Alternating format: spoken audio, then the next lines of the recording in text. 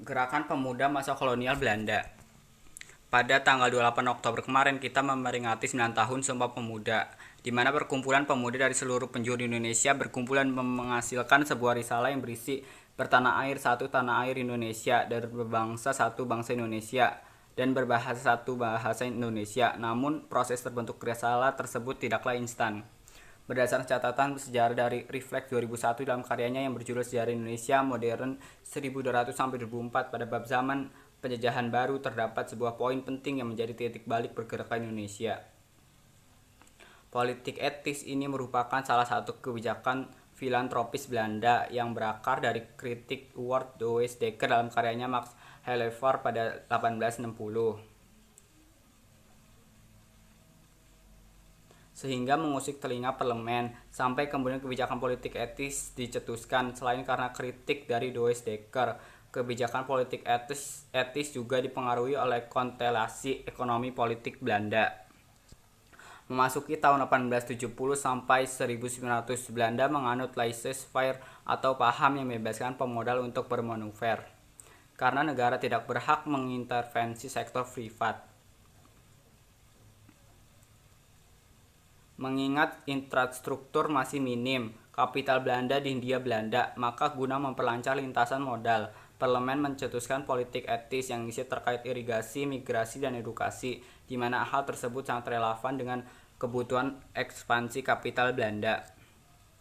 Pasca politik etis diimplementasikan, terdapat perubahan yang cukup signifikan dalam pergerakan Indonesia. Pada 1906, Tirto Hadijoedjo mendirikan Serikat Priayi. Kemudian 1 tahun kemudian, tepatnya 1907, lahirlah Medan Priayi. Pada tahun 1910, Medan Priayi menegaskan posisi sebagai harian surat kabar yang merupakan media alternatif berbahasa Melayu dan dikelola oleh Pribumi. Tujuan Tirto mendirikan Medan Priayi untuk menyebarluaskan pengetahuan kepada masyarakat agar mereka tahu bagaimana watak kolonial Belanda, agar tidak selamanya terbelenggu oleh kebodohan terstruktur yang disengaja diciptakan oleh kolonial Belanda. Setahun setelah Medan Priayi, lahirlah Budi Utomo. Organisasi ini hadir dengan ranah kerja di bidang nasional, ekonomi, dan kebudayaan. Para pendiri Budi Utomo berlatar belakang mahasiswa Stovia seperti Wahidin Soedardihusodo, Sueraji, dan Gunawan Manggonkusumo. Orientasi mereka mendirikan Budi Utomo lebih ke penyedaran, serta menyebarluaskan pengetahuan terkait kondisi Hindia Belanda saat itu, dan memilih untuk tidak berpolitik. Beberapa tahun berselang, tepatnya tahun 1911, Tirto Hadijoedjo mendorong Haji Samanhudi untuk membentuk organisasi bernama Serikat Dagang Islam guna mewadahi pedagang-pedagang muslim yang saat itu diperlakukan kurang adil. Tahun 1912, Serikat Dagang Islam berubah nama menjadi Serikat Islam SI dengan pemimpin barunya HOS Djokro-Minoto. Segera setelah itu, Djokro dengan cepat mendirikan cabang SI di seluruh Jawa, bahkan luas sampai luar pulau. Pada tahun 1919, anggota SI mencapai 2 juta orang. SI sendiri berorientasi sosial politik dengan menekankan pada pandangan Islam. K.H. Ahmad Dahlan mendirikan Muhammadiyah. Organisasi ini berorientasi pada pendidikan dan penegakan ajaran Islam yang sesuai Quran dan Sunnah.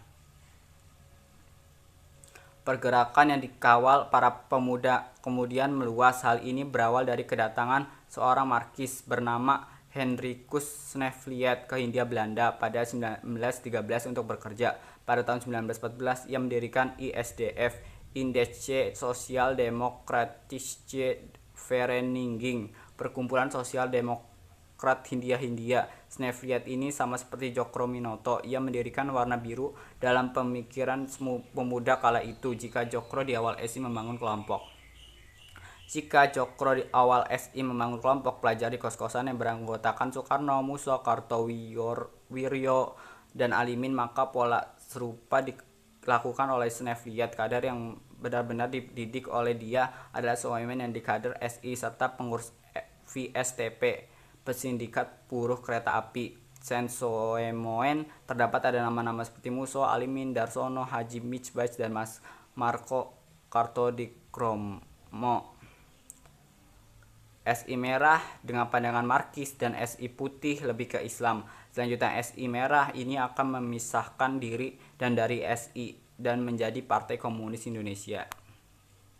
Selain keberadaan SI, pergerakan juga melahirkan corak yang beragam K.H. Wahab, Kasbula, dan Mas Mansur, mendirikan Nahdlatul Naton, sebuah sekolah Islam dengan sibulus modern pada tahun 1914. Berselang beberapa tahun kemudian, K.H. Wahab Kasbula mendirikan Nahdlatul Tujar yang berorientasi pada perdagangan. Nahdlatul Tujar sendiri dipimpin oleh Dahratus Syekh Hashim Asy'ari. Organisasi ini mewadahi para pedagang dan petani Islam agar sesuai dengan nilai-nilai tradisional serta agar mampu bertahan. Berselang 12 tahun kemudian, tepatnya tahun 1926 di Surabaya, Nahdlatul Ulama lahir. Di tahun yang sama 1926, salah satu murid kesayangan Djokro Aminoto Sukra mendirikan Algemene Studio Club di Bandung.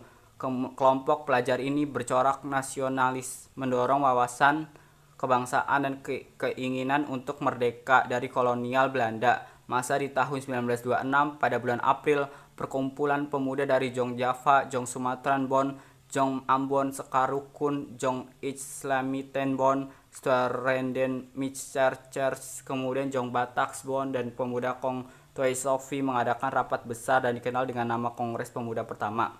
Hasil dari kongres tersebut ialah memajukan persatuan kebangsaan dan menguatkan hubungan antar perkumpulan Belanda.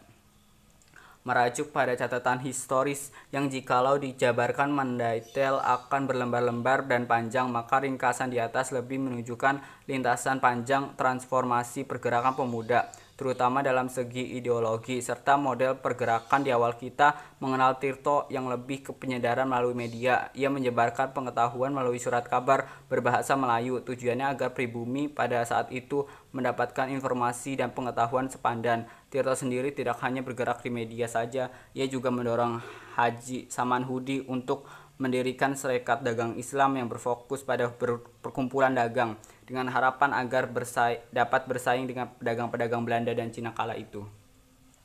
Kemudian kehadiran Budi Utomo yang menekankan pada sosial kebudayaan dan berfokus di bidang pendidikan. Pasca itu gerakan-gerakan yang lebih progresif dan radikal berkemunculan ketika perubahan Serikat Dagang Islam menjadi Sarekat Islam yang lebih berorientasi pada gerakan politik.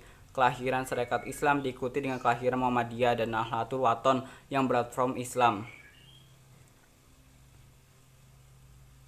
yang kemudian menjadi gerakan sosial Islam besar bernama Nahdlatul Ulama.